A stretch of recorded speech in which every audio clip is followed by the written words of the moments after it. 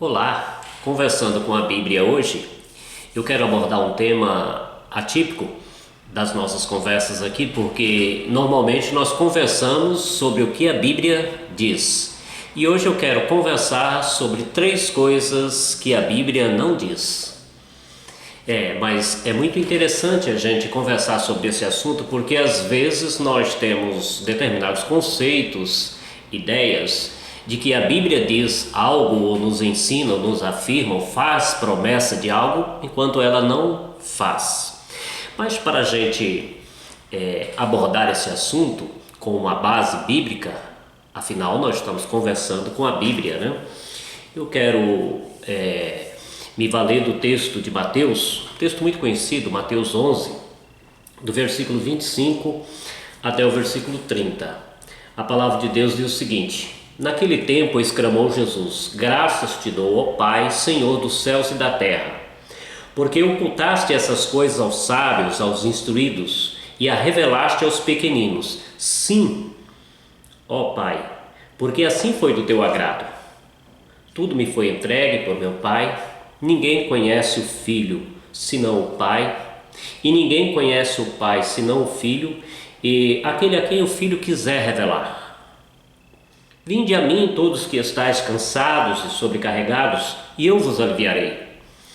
Tomai sobre vós o meu jugo, e aprendei de mim, porque sou manso e humilde de coração.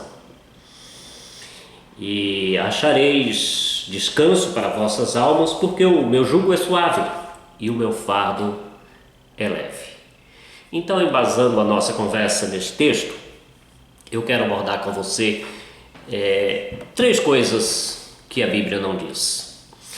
A primeira delas é que a Bíblia não diz que nós devemos, e muito menos que nós podemos entender Deus. Muitas vezes nós entramos em crise, nós entramos em dificuldade porque nós achamos que nós vamos poder entender Deus e as suas ações. Mas a Bíblia não diz sobre isso. Nesse texto que a gente baseou aqui a nossa conversa mesmo, diz que nós podemos conhecer o Pai conhecendo Jesus, né? Ninguém conhece o Filho senão o Pai, e ninguém conhece o Pai senão o Filho, e a quem o Filho quiser revelar. Então, Jesus é a revelação de Deus. Através de Jesus Cristo, nosso Senhor e Salvador, nós podemos conhecer o Pai. E há tantos textos na Bíblia que nos incentiva e que nos propõe, né, e até nos ordena a conhecer a Deus, mas nunca entender. O conhecimento advém de uma relação, e quanto mais próxima essa relação, maior é este conhecimento, né? Como o texto do profeta diz: conheçamos e prossigamos em conhecer ao Senhor. É um processo que pode ser evolutivo nas nossas vidas, e isso render-se-á experiência, intimidade pela qual nós vamos, confirmando, vamos usar aqui essa palavra, confirmando a nossa fé, adquirindo cada dia mais confiança. Mas o texto nunca diz, o texto sagrado, a Bíblia Sagrada nunca diz que nós podemos entender Deus. Então nós não entendemos muitas vezes Deus e as suas ações, mas a palavra de Deus nos convida a aproximar de Deus para que nós possamos conhecê-lo em suas ações, em seus cuidados, projetos e, enfim, em suas atitudes nas nossas relações, ou seja, na nossa relação entre nós e Deus. Um texto que nos ajuda a ter entendimento sobre esse fato que nós não podemos conhecer Deus, mas não podemos entender Deus, melhor dizendo, não podemos entender, mas apenas conhecê-lo. O texto lá do Evangelho de João, o capítulo 11, aquela história tão marcante sobre a ressurreição do Lázaro. Nós vimos que ali criou uma questão muito complicada, As irmãs de Lázaro reclamaram que Jesus foi tardio em chegar, não chegou a tempo de efetuar a cura para o Lázaro, ou da enfermidade do Lázaro, né? E quando Jesus se aproximou do túmulo do Lázaro, ele chorou. Então os judeus que vieram com ele, parte disseram: vejam quanto ele o amava, e outros disseram: mas espera aí, se ele abrir os olhos aos cegos, não poderia fazer que este não morresse? Então eles estavam ali, né, procurando compreender Deus, não tinha compreensão de Deus. Mas a partir do momento que nós aproximamos de Cristo para conhecê-lo, e vai cumprir na nossa vida o que o próprio Senhor Jesus diz nesse texto, né? O versículo 40 desse capítulo 11 do Evangelho de João, ele diz: se creres, verás a glória de Deus.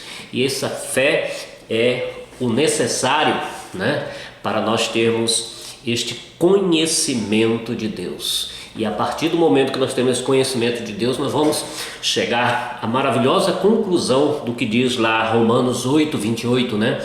Que todas as coisas cooperam para o bem daqueles que amam a Deus e são chamados segundo o seu propósito. A segunda coisa que a Bíblia não diz é que o mundo ficaria bom para nós, né? Como a gente pode usar aí o termo popular, né?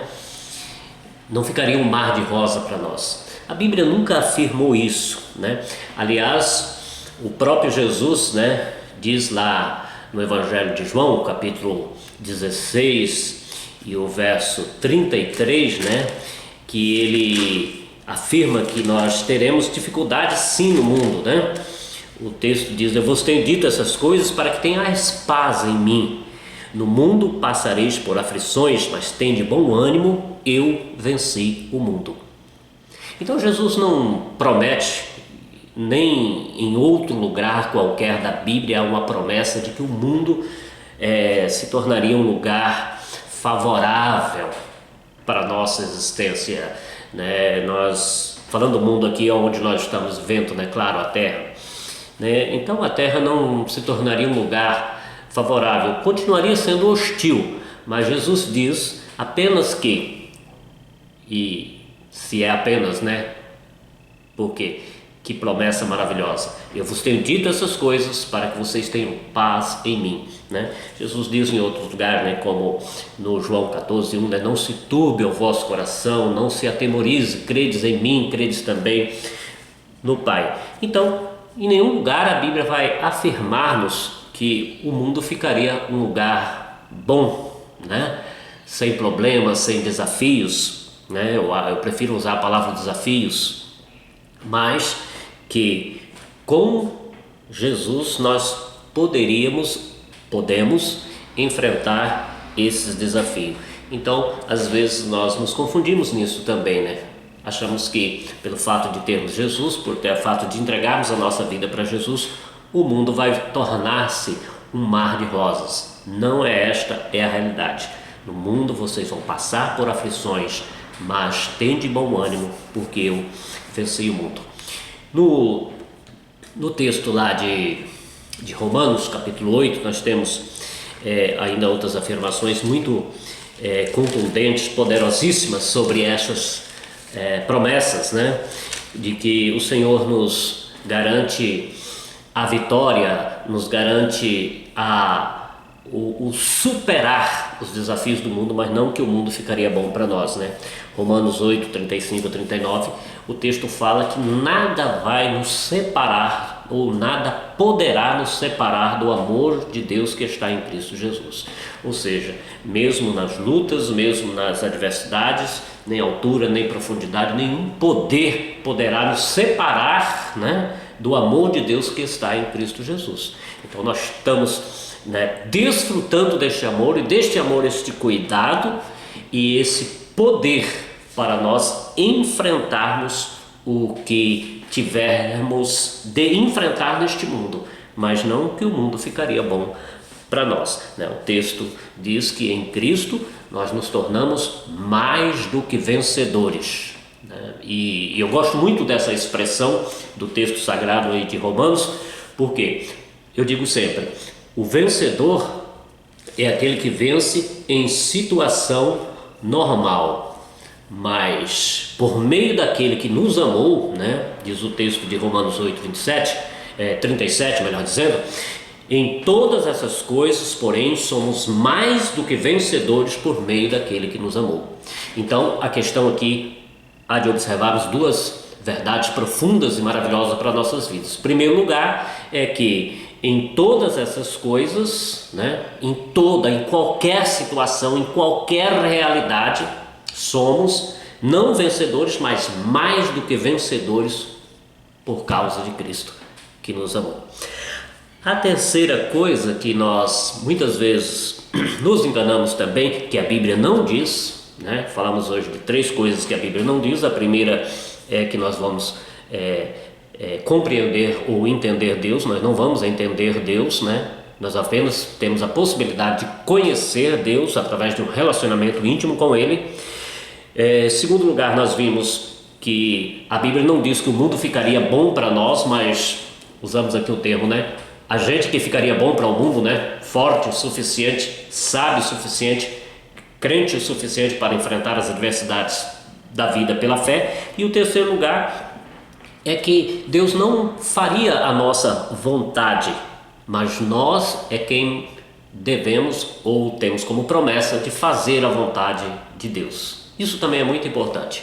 Às vezes nós oramos achando que a oração é o meio pelo qual nós conseguimos Deus fazer a nossa vontade. Nós conseguimos que Deus faça, melhor dizendo, né, a nossa vontade. É um engano, querido. A oração é para que nós façamos a vontade de Deus. Então isso não está na Bíblia, que Deus vai fazer a nossa vontade. Às vezes nós lemos textos relacionados à oração e temos essa compreensão equivocada, achamos que a gente vai orar e Deus vai fazer o que a gente quer. Muito pelo contrário, a oração vai nos levar a fazer a vontade de Deus. Mas isso é muito maravilhoso. Você já pensou se fosse, né, como às vezes equivocadamente a gente pensa que a oração é para Deus fazer a nossa vontade, né? Então era até aconselhável não orar muito, né? Seria um desastre se Deus fosse fazer as nossas vontades, mas graças a Deus, né, graças à direção do Espírito Santo, que as nossas orações nos levam a fazer a vontade de Deus, né?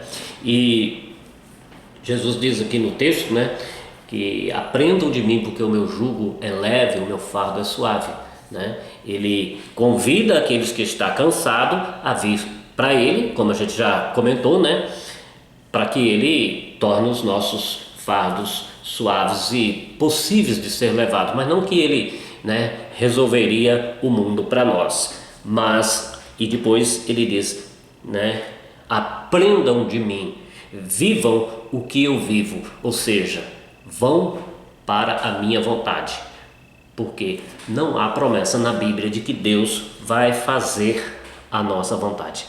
Isso é muito bom, queridos, porque segundo o texto de Romanos, capítulo 12, né, e versículo 1 e 2, né, ali fala que nós devemos apresentar a nossa vida como um sacrifício vivo, santo e agradável a Deus, que é o nosso culto racional. Então, falando aí no sentido de que nós nos propormos a sermos como um sacrifício, né, como uma oferta diante de Deus, no altar de Deus, e rejeitando o sistema que há no mundo, né, diz, não conforme com este mundo, algumas versões vai dar com este século, mas transformai-vos pela renovação da vossa mente, porque há uma renovação da nossa mente, que se alguém está em Cristo é nova criatura, coisas velhas passaram e se fizeram novas.